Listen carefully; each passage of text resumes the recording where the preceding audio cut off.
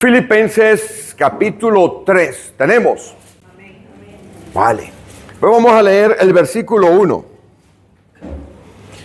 Por lo demás, hermanos, gozaos en el Señor. A mí no me es molesto el escribiros las mismas cosas y para vosotros es seguro. Vamos a orar. Bendito Dios, venimos agradecidos delante de ti, pidiendo, Señor Jesús, que cada palabra y cada pensamiento que hoy, Señor, tengamos como iglesia y como personas, engrandezca tu nombre, Señor. Porque solamente tú eres Dios. No hay Dios fuera de ti. Nuestros pasos tienen que estar encaminados en ese propósito eterno tuyo. Y también, Señor, venimos para pedirte, Señor, que cada pensamiento que tengamos hoy aquí vaya encaminado también, Padre de misericordia, a decir que tú eres Rey soberano. Sometemos cada palabra, Señor, a ti, mi Dios, y pedimos, Señor Jesús, que todos los que estamos aquí hoy salgamos edificados, no por conocimiento de hombre, sino, Señor, por la administración de tu palabra. En el nombre de Jesús, amén. Puede sentarse, hermano.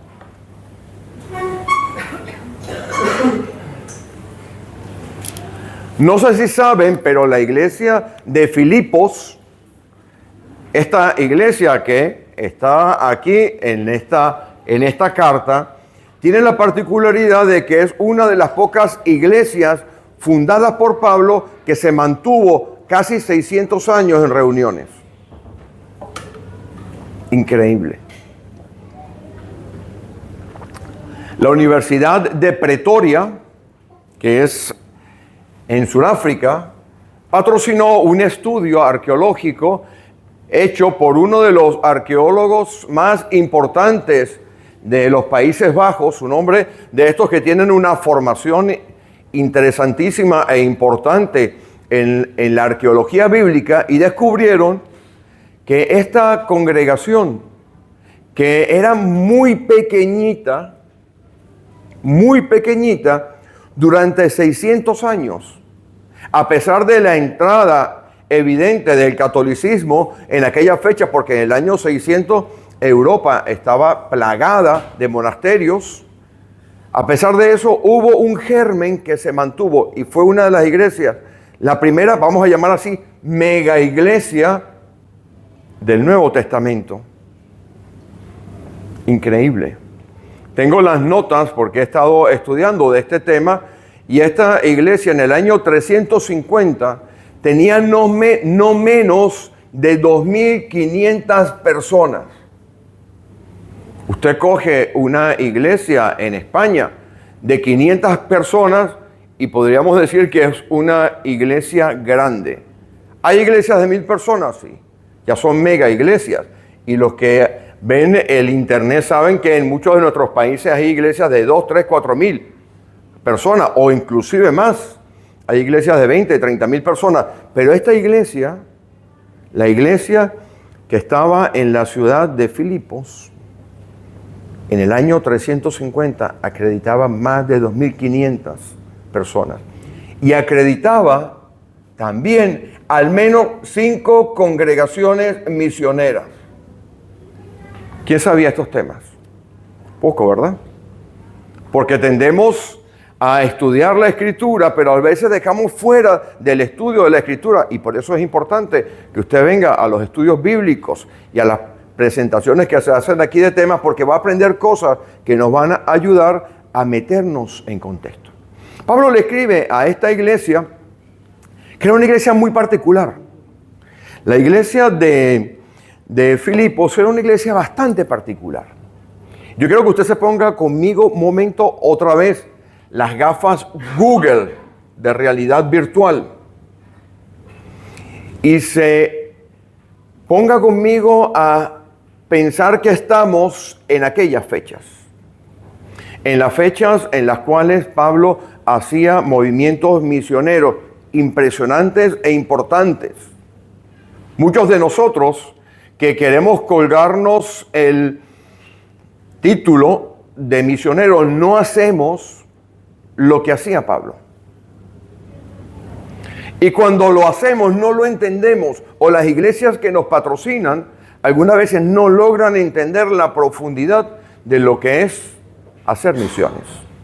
Creo que lo hemos explicado en algunas predicaciones anteriores.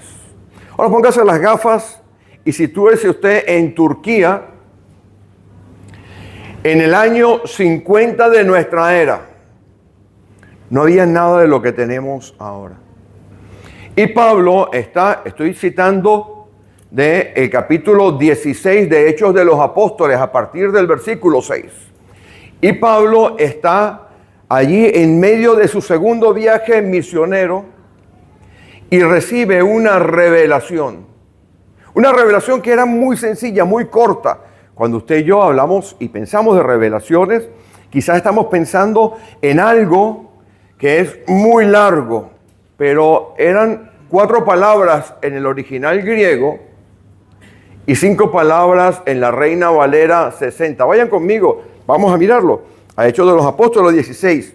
No pierdan de vista aquella porción que hemos hablado, que hemos empezado del capítulo 3, versículo 1, que dice: para mí, escribirles estas cosas no es nada molesto. Ya se las he escrito antes, porque no es la primera carta que se escribe a Filipos. Estamos seguros de que hubo muchas otras cartas que se escribieron a Filipos. De hecho, en los años posteriores se da la historia, nos indica que hubo muchas cartas. Y aquí en el versículo 1 del capítulo 3 dice: para ustedes es seguro que yo repita y repita y repita las mismas cosas. Vamos a Hechos de los Apóstoles 16. Vamos a Hechos de los Apóstoles capítulo 16 para que nos situemos en el contexto de lo que estaba aconteciendo aquí, porque esta ciudad es muy espectacular. Esta ciudad tenía una presencia demoníaca importante.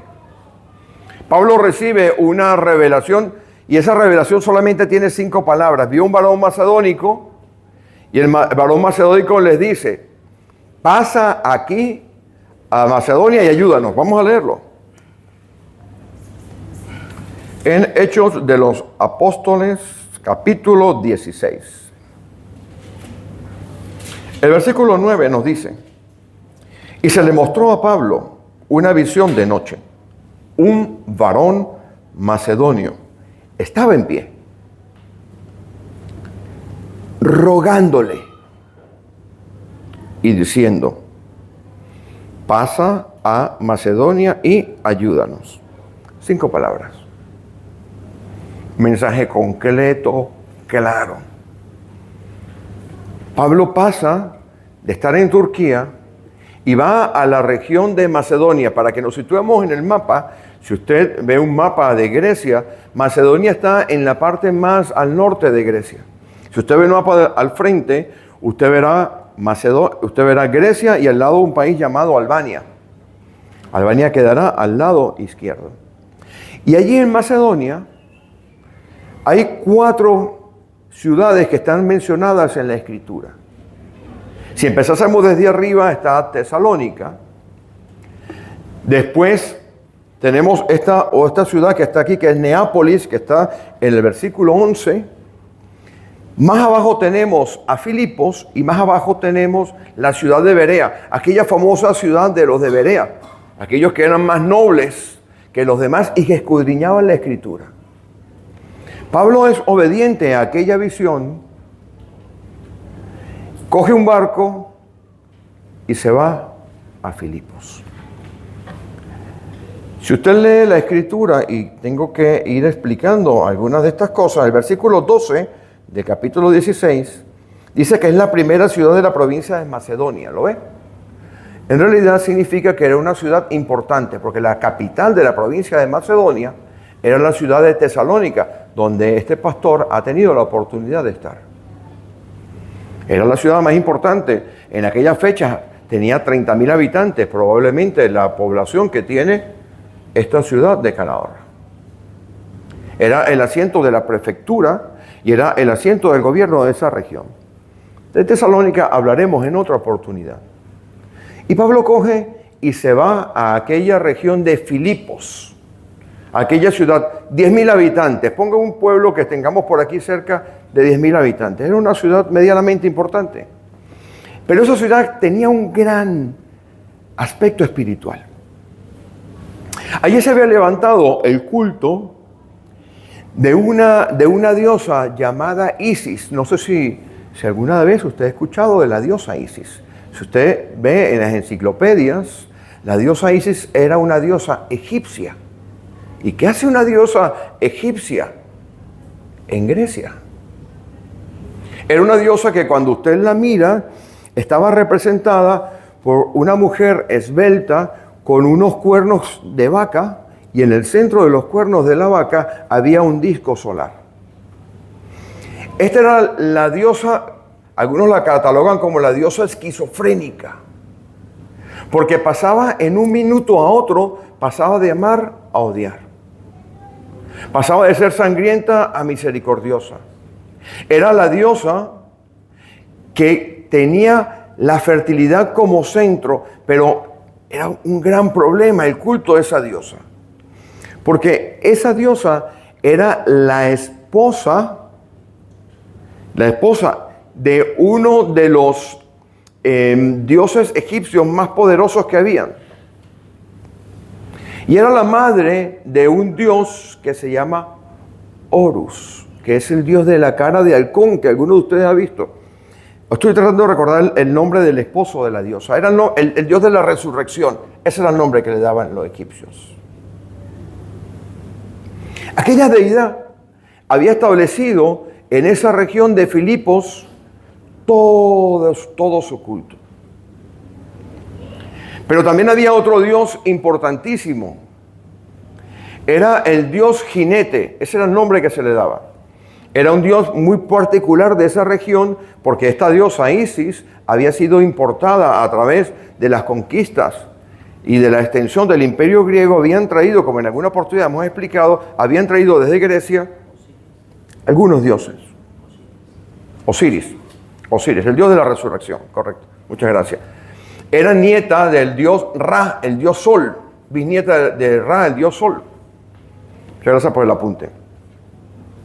Este dios jinete, que es la otra deidad que estaba allí, vemos una que era la diosa de las contradicciones, casada con el dios de la resurrección, Osiris, madre de Horus, el dios con la cara de halcón, que venía de una descendencia que era el dios Sol. Explicar esto es muy complicado, pero lo voy a explicar rápidamente. Ahí había toda la actividad demoníaca que usted se pueda imaginar. Pero aparte estaba el dios jinete. La palabra héroe viene del nombre traciano de ese jinete, de ese dios jinete, que era el que servía para todo. Era el dios que servía para todos los problemas. Y por si fuera poco, el tercer dios que estaba allí con bastante fuerza era el dios Dionisio o Baco, el dios de las orgías, de los bacanales, de toda la podredumbre que usted pudiera imaginar, el dios del vino, el dios Baco. Y allí desembarca el apóstol Pablo, siguiendo una visión. Ya se lo estamos dando cuenta, que cuando aquel hombre se le presenta a aquel varón macedónico y le dice, pasa aquí y ayúdanos, había mucha razón para ayudar. Tanta era la actividad demoníaca que había en aquella región, que si usted va conmigo allí mismo al capítulo 16, verá que hasta publicitaban, los demonios publicitaban lo que hacía el apóstol Pablo. Siga leyendo conmigo el versículo 16. Aconteció que mientras íbamos a la oración, nos salió al encuentro una muchacha, la cual daba gran ganancia a sus amos adivinando. Miren la actividad que había allí. Esta, siguiendo a Pablo y a nosotros, daba voces diciendo, qué publicidad tan buena, ¿eh? Estos hombres son siervos, esclavos del Dios Altísimo. El poder de Dios se estaba manifestando porque estos iban a la oración. Pero no solamente estaba este inconveniente allí, es que los judíos en una población de 10.000 habitantes no habían podido establecer una sinagoga. Si usted mira aquí, y vayan conmigo, vamos a verlo rápidamente, aquí, el versículo 11 del capítulo 16, no perdamos de vista que estamos hablando de Filipenses. Estamos viendo el germen de Filipenses. Esta iglesia es el germen de todas las iglesias europeas que tenemos. El origen, el Génesis. Versículo 11 del capítulo 16.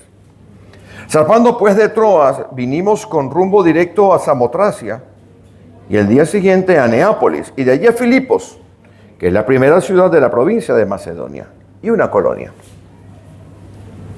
Y estuvimos en aquella ciudad algunos días y un día de reposo salimos fuera de la puerta junto al río donde solía hacerse la oración.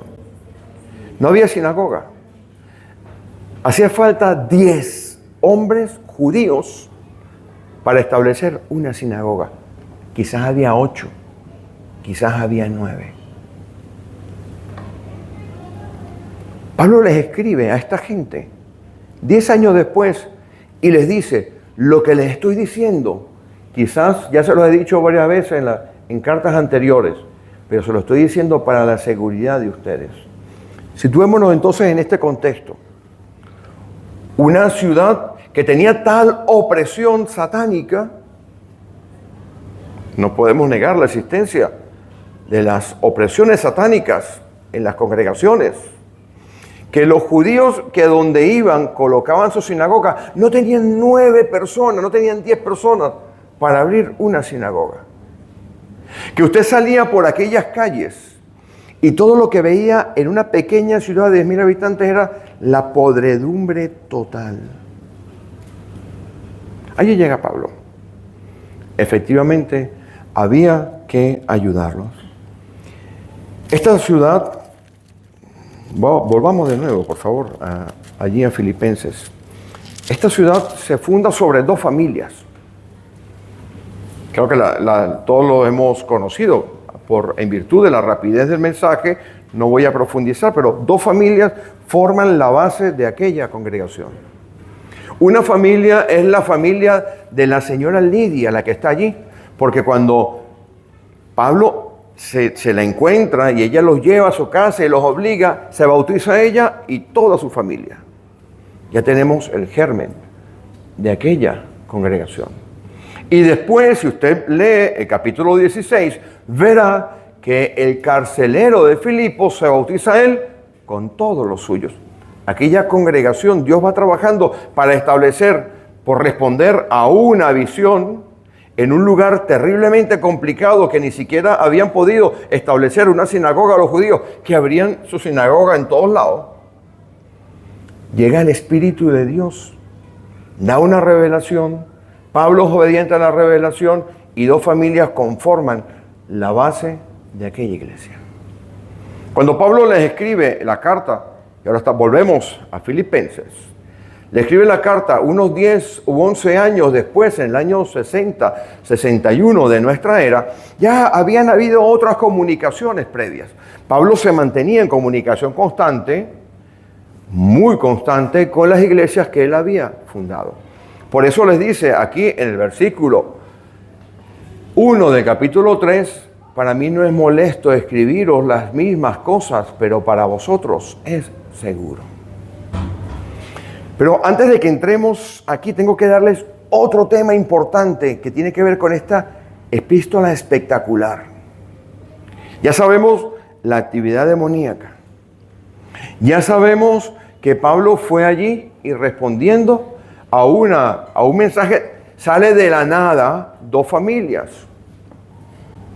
Ya sabemos que es la iglesia que durante más tiempo creció, la mega iglesia del Nuevo Testamento, de los primeros mega iglesias, más que Romanos, más que Corintios, más que Colosas, más que Tesalónica, en una pequeña ciudad que no era la capital del reino. Vayan conmigo al capítulo 1, ahí en Filipenses.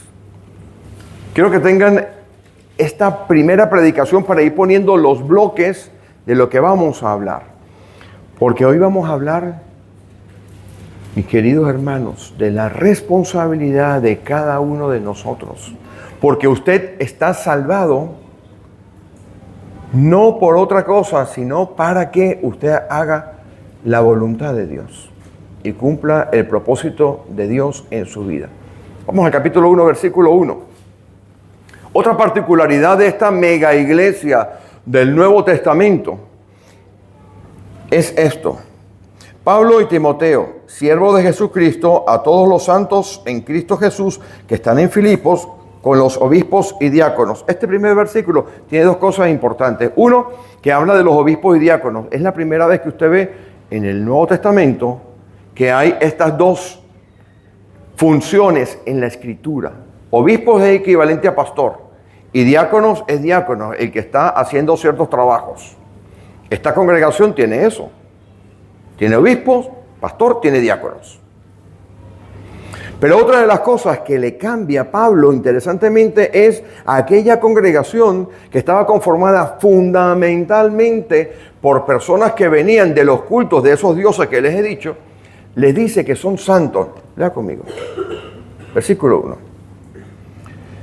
Pablo y Timoteo, siervos de Jesucristo, a todos los santos en Cristo Jesús. Voy a explicar la profundidad de esto porque estamos poniendo todas las bases históricas, geográficas, teológicas, de por qué esta congregación de Filipos tiene que ser un modelo para nosotros. Los griegos inventaron la palabra agios, que es la palabra de santo. Cuando usted y yo pensamos en santo, pensamos en alguien que parece que se duchara con vinagre, que nos mira con severidad, que flota sobre la superficie. Pero la palabra santo en realidad significa apartado. Esa es una invención griega. Pero no es una invención griega como usted y yo la entendemos. Porque para los griegos, y esta gente es griega, los griegos tenían el concepto de santo en dos cosas. Tenía el concepto de santo en aquellas cosas que se daban como ofrenda votiva a los dioses. Porque ellos tenían una idea de dioses que no eran, como hemos visto, muy santos, ¿verdad? Ya hemos visto cómo era aquella diosa. La diosa Isis era esquizofrénica. Te mataba un día o te quería el día siguiente. Te mandaba enfermedad como te mandaba esterilidad. Te mandaba fertilidad como... Es una locura, uno no sabía qué atenerse. Los dioses griegos estaban sujetos a pasiones.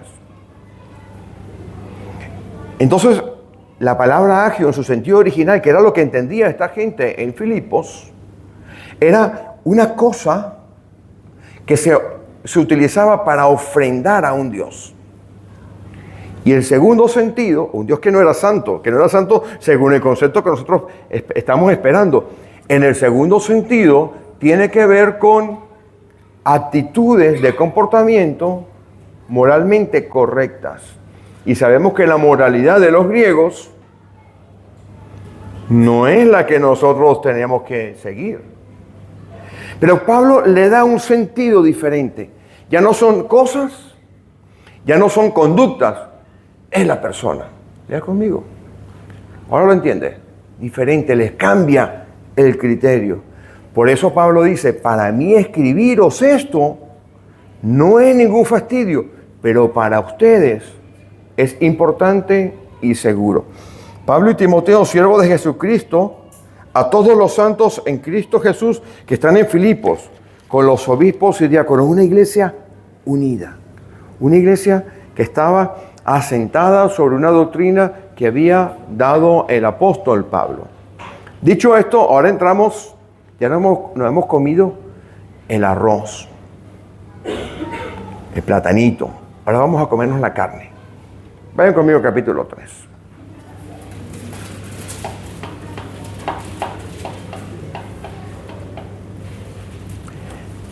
La salvación es gratuita. ¿Sí, no? ¿Alguien ha pagado por la salvación aquí? A ver. ¿Quién ha pagado? ¿Alguno de ustedes ha pagado por la salvación? Nadie. La salvación es un regalo de Dios absolutamente gratuito. Pero la santificación requiere, y aquí Pablo lo tiene absolutamente claro, requiere sangre, sudor y lágrimas. En una iglesia hay muchísima gente salva,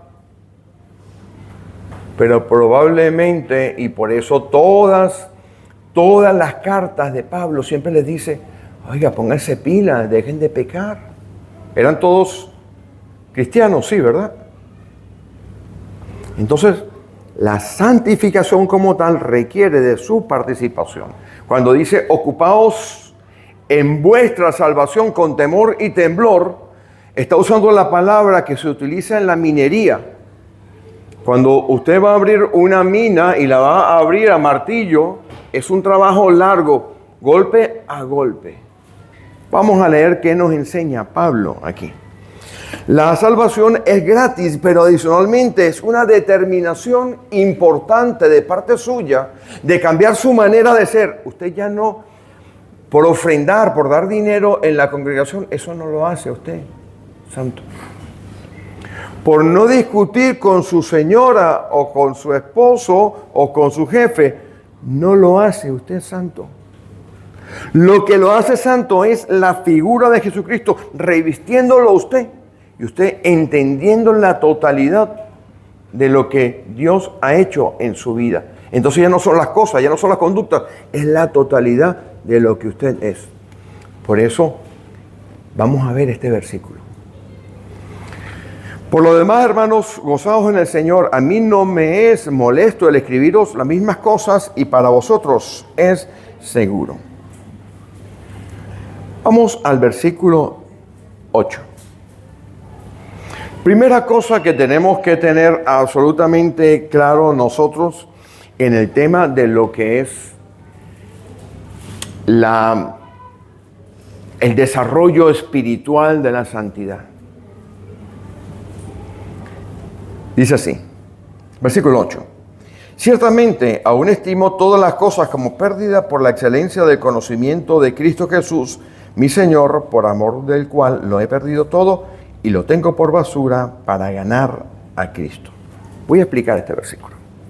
¿Quién aquí sabe conducir coche? Levante la mano.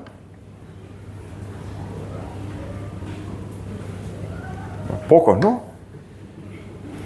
Cuando usted conduce un coche, mi hermano, mi hermana que ha levantado la mano, ¿usted a dónde mira?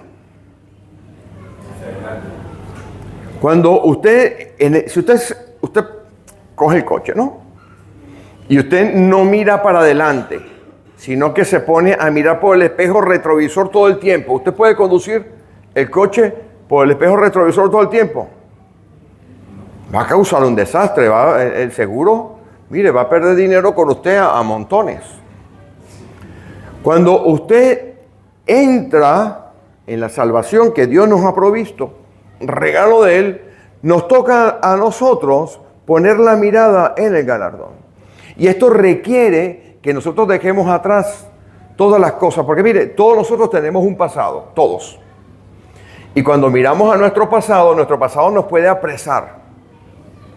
Nuestro pasado nos puede atar, porque nuestro pasado se compone fundamentalmente de dos cosas. Cosas de las que nos avergonzamos. ¿Quién no ha hecho una cosita?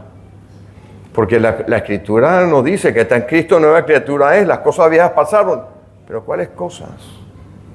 Porque hay muchas que mantenemos aquí, ¿no? Al lado de nosotros.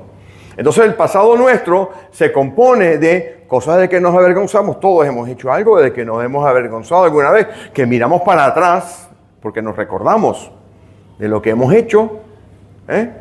Y decimos, wow, qué equivocación. Wow, qué cosa tan horrible. Pablo lo tenía muy claro. Por allá en Hechos de los Apóstoles, en el capítulo 26, él relata lo que él era y dice, yo, mire, me metía por las casas, buscaba a los cristianos, los entregaba para que los azotaran y los mataran. Y cuando los iban a matar y había que votar para que los mataran, ¿saben quién levantaba la mano? Pablo. Él se avergonzaba de eso. Se avergonzaba totalmente de eso. Y quizás nosotros no hemos llegado a esos extremos, pero tenemos cosas en nuestro pasado de las cuales nos avergonzamos y que quisiéramos dejar atrás. Si no lo dejamos atrás, nuestro pasado no nos va a dejar adelantar, no nos va a dejar ir adelante en nuestra vida. Pero también tenemos cosas buenas, ¿verdad?, que hemos hecho. ¿Cuántas veces no nos pavoneamos por allí de las cosas buenas que hemos hecho? No, mire, yo con mis hijos salíamos a repartir comida a la gente pobre. Yo con mis hijos y con mi esposa recibíamos gente. Hay que dejarlo atrás. Para que esta congregación sea como esa congregación y yo dentro de algunos años pase por allí al frente y diga, oye, aquí había una iglesia, ¿dónde está ahora? No, se han comprado ¿cómo se llama eso? Donde cogen a los toros. La plaza. Y no caben ahí, hacen 5 servicios al día. Aquí hay enseñanzas para nosotros. La primera mega iglesia de la cristiandad. Vamos a ver cuál es la enseñanza. La primera enseñanza es que nuestro pasado tiene que quedar atrás, sea bueno o sea malo, sean los títulos que usted tenga. Mire, yo les voy a contar una anécdota. Tenía yo 25 años, flor de mi juventud, como siempre, guapo. Y me voy a una reunión en una de las universidades más prestigiosas de mi país, la Universidad Simón Bolívar. En aquella fecha eso era lo máximo, lo máximo. Y me consigo con un hombre mayor. Fíjense la perspectiva que yo tenía a los 25 años, porque aquel hombre tendría 55 años, cuanto más. Para mí ahora es un muchacho. Yo lo veo y digo, un muchacho, un chaval. Y aquel tipo me dio una enseñanza asombrosa. Yo me estaba pavoneando, esas cosas propias de la juventud, ¿no? No, yo sé mucho, yo sé tal y tal, yo he estudiado, yo sé esto. Y el hombre allí con una parsimonia, con una tranquilidad asombrosa me dijo, hace 30 años yo fui máster, el primer máster que salió en Venezuela, lo tuvo él.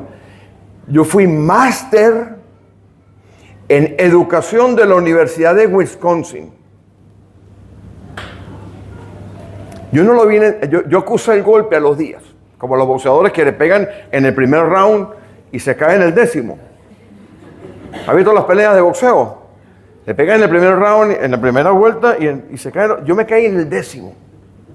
Yo entendí tarde, porque la segunda parte que me dijo es, y yo todos los días continúo estudiando y aprendiendo, reconociendo que no sé nada. Lo vine a entender con el tiempo. Nosotros tenemos que ocuparnos de nuestra salvación, no para la salvación, sino para la obra, con temor y temblor, dejando atrás todas aquellas cosas que en algún momento sean buenas, sean malas, que nosotros tengamos algún mérito de lo malo, de lo bueno, tenemos que dejarlo atrás. Mira lo que nos dice Pablo aquí. Ciertamente, aún estimo todas las cosas, todo es todo, como pérdida por la excelencia del conocimiento de Cristo Jesús, mi Señor, por amor del cual lo he perdido todo. Y fíjese que se alegraba de perderlo. Lo tenía como. Voy a contar otra anécdota. Vivíamos en la ciudad de Fontellas. Y en la casa del frente,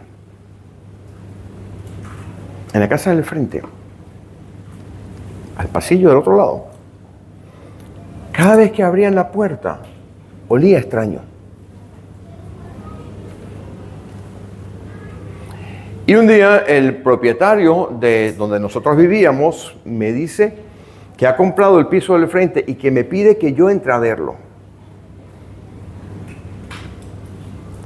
Esa fue una experiencia increíble. De esas experiencias que te marcan. Cuando abrió la puerta y me hizo entrar, el olor era tan terrible, tan terrible, tan terrible, que me tuve que poner la mano en la cara para respirar. Todas las habitaciones estaban llenas de basura. Tenían aquella cosa que llaman síndrome de Diógenes. Oiga, no hay nada más placentero que cuando llego yo a la cocina de mi casa y la señora me dice, hay que sacar la basura, y usted huele eso, usted la saca, la echa afuera, ¿no? Y Pablo dice que todas esas cosas que él le retenían, él estaba feliz de quitárselas de encima. Lo tiene por basura para ganar a Cristo. ¿Pero esto qué es? En realidad está hablando aquí de propósito. Del propósito de Dios en nuestra vida. No está hablando de salvación. La salvación no es por obras, mis hermanos.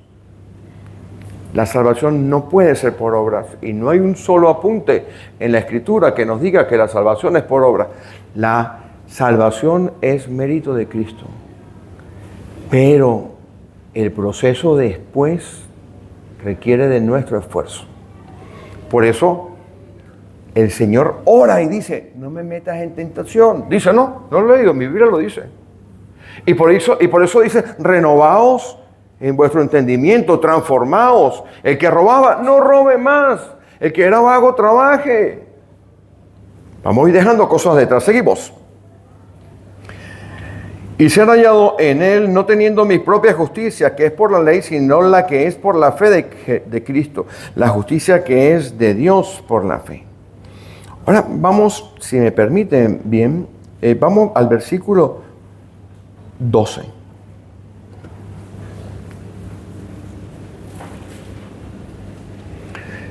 El apóstol Pablo era un hombre que sabía conectar con sus lectores. Ustedes saben que en esas regiones de Tesalónica, de Filipos, de Grecia, no solamente estaban los Juegos Olímpicos famosos que se recuperaron en el siglo pasado, sino que habían juegos de competición constante.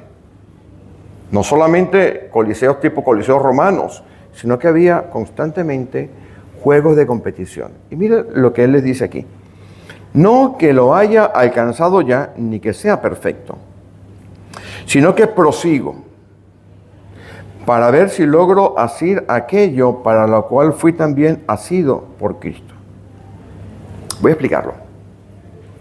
Porque hemos determinado que había actividad demoníaca abundante, tanto es así que la muchacha tenía adivinación y la presencia del Espíritu Santo operando allí hacía que hasta le hiciera publicidad a Pablo, ¿no? Gratuita. Te tienen que pagar en el Google para hacer publicidad. Y esta era publicidad gratuita que venía desde la gente satánica. Estos son siervos del Dios Altísimo. Hemos dictaminado que allá habían potestades de toda la cantidad de problemas que usted se puede imaginar. Hemos dado cuenta que Pablo respondió a un llamado misionero, que Dios le proveyó en circunstancias casuales, entre comillas, no existe. Le dio 2 familias. Y si fuera usted, más adelante en Filipenses vería que había mujeres allí muy poderosas en cuanto a la predicación del Evangelio, que Pablo dice que combatieron conmigo en el Evangelio. Está por allá en el capítulo 4, no lo busque. Clemente, que estuvo también con él. Evodia y Síntique, que estaban allí con él, que combatieron conjuntamente en el Evangelio. Aquella iglesia tenía muchas cosas. Y voy a explicar la clave. Lo hemos dejado claro. Volvemos al versículo 12. No que lo haya alcanzado ya. Como Pablo, el superapóstol, que en esta fecha tenía casi 30 años de ministerio, nos dice esto. A estas fechas, cuando escribe esto, está en la cárcel. En una situación nada placentera. Ya habían pasado todos los problemas que usted y yo hemos leído en la segunda epístola de los Corintios en el capítulo 11, más el naufragio que le llevó a Roma. Suma el naufragio que le llevó a Roma, que no está en el segunda de Corintios 11. Lo habían azotado, le habían pegado, había padecido hambre, había luchado contra fieras, lo habían apedreado, había salido corriendo, había tenido hambre de todo. ¿Por qué no dice esto? Lea conmigo, vamos a leer con calma. Dice así: no es que lo haya alcanzado ya ni que ya sea perfecto, sino que prosigo por ver si logro hacer aquello para la cual fui también asido por Cristo Jesús. Hermanos, yo mismo no pretendo haberlo ya alcanzado, pero una cosa hago, olvidando ciertamente lo que queda atrás, para usted avanzar en la carrera con el Señor Jesús, usted tiene que olvidar de lo que usted era, de lo que usted ganó, de todos sus títulos, de todos sus méritos, y poner la mirada en el Señor Jesús. ¿Qué cosa estaba diciendo aquí Pablo? En esas ciudades se hacían unos juegos de competición de carrera. Y esos juegos de competición de carrera eran así. Eran como los juegos de esos de 400, las carreras de 400 metros, ¿no? Usted ve que van a los 400 metros y cuando falta un milímetros, algunos sacan el pecho, ¿verdad? Algunos, si corro yo, saco la barriga y gano, corto.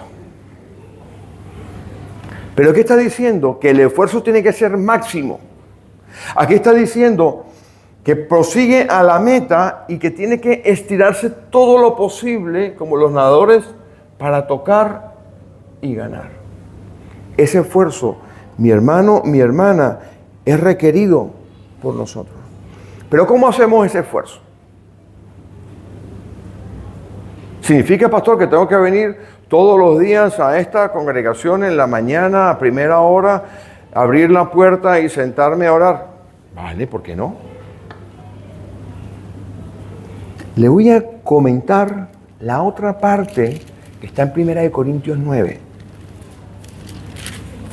Porque Pablo tenía 30 años de ministerio cuando nos dice esto. Nos enseña que para poder vencer en todas estas circunstancias, lo primero que tenemos que hacer es despojarnos de nosotros mismos. Poner la vista en el galardón y seguir para adelante. Ya voy terminando. 1 Corintios, en el capítulo 9.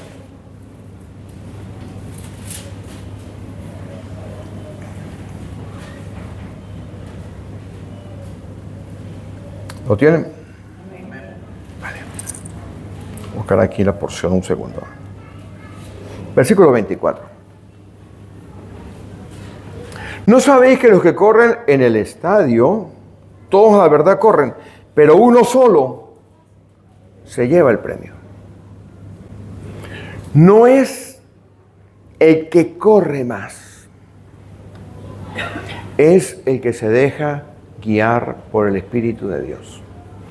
Romanos 8:14 es muy claro, ¿verdad? Los que son guiados por el Espíritu de Dios, estos son hijos de Dios. La manera, mi hermano, mi hermana, de hoy, la manera en la cual nosotros vamos a ganar esta carrera no es por correr más. Ganar esta carrera significa que nosotros tenemos que someternos al Espíritu de Dios. Cuando nos sometemos al Espíritu de Dios en nuestra vida, todas aquellas cosas que no nos dejaban avanzar van quedando atrás. Nuestra mirada va siendo colocada en el galardón. Y por eso nos dice Juan, y con este versículo terminamos, la segunda carta de Juan, nos dice que tenemos que ser especialmente cuidadosos. Segunda carta de Juan. En que no lo hagamos de la manera equivocada. El versículo 8, para que usted llegue al final, cumpla su propósito. Creo que yo lo he explicado en alguna que otra predicación. Este es un concepto muy antiguo que después supimos que lo había puesto, lo escuchamos después por el internet. No es mío el concepto, es un concepto teológico de las iglesias que hace muchísimos años lo han puesto en estudio. El concepto es el siguiente: Dios es nuestro diseñador y Él nos ha diseñado a cada uno de nosotros con una capacidad innata.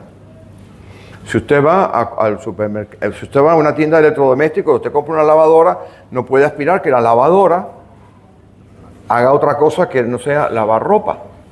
Por ende, Dios nos ha diseñado a unos lavadoras, a otros microondas, a otros, no sé, frigoríficos.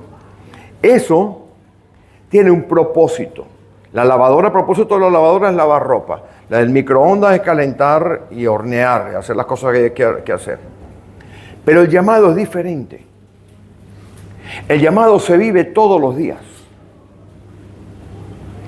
Por eso Dios nos llama al servicio.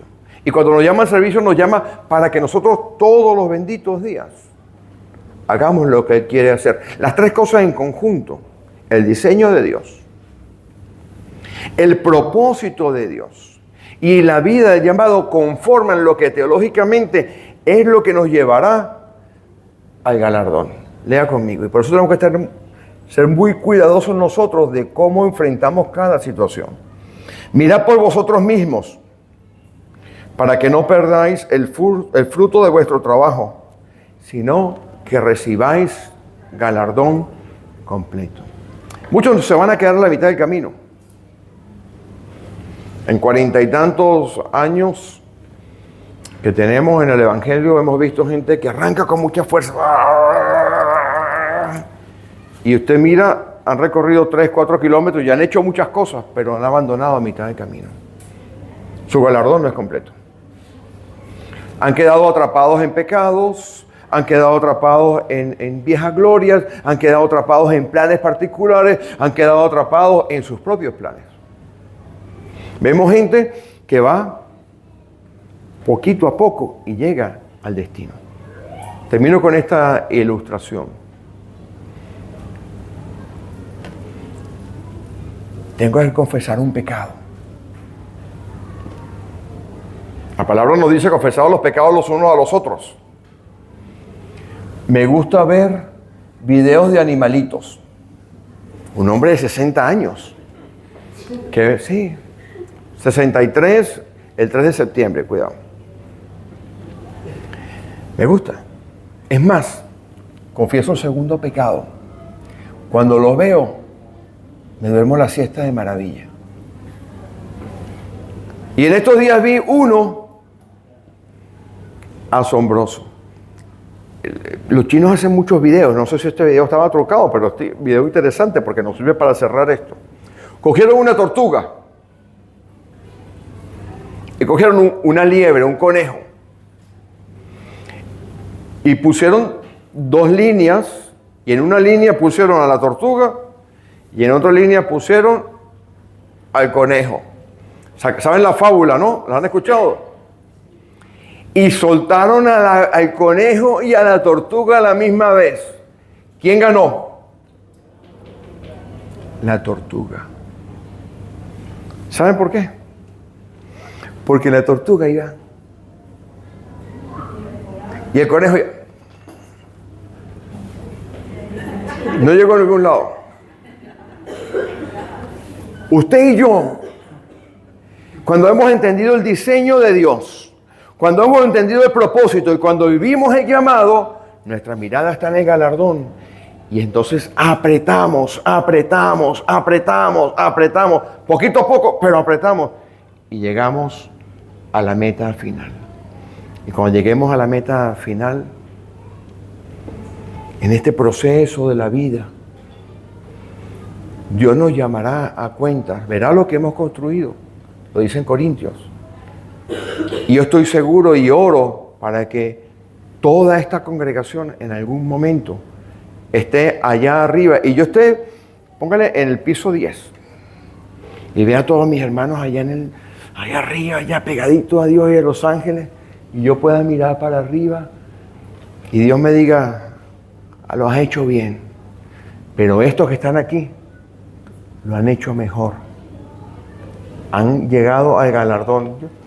¿Entienden lo que les digo? Mis hermanos, la oración de mi esposo y la mía es una iglesia unida, una iglesia centrada en Cristo, una iglesia que vaya adelante, que poniendo los ojos en el Señor Jesús, no hay que ponerlos en nadie más, poniendo los ojos en el Señor Jesús en conjunto, vayamos a la manifestación gloriosa de lo que Él es, porque usted y yo somos embajadores y tenemos que dejar atrás todas aquellas cosas que no nos permiten que la luz de Cristo brille en nuestra vida y la podamos presentar a esta iglesia y a esta comunidad. Amén.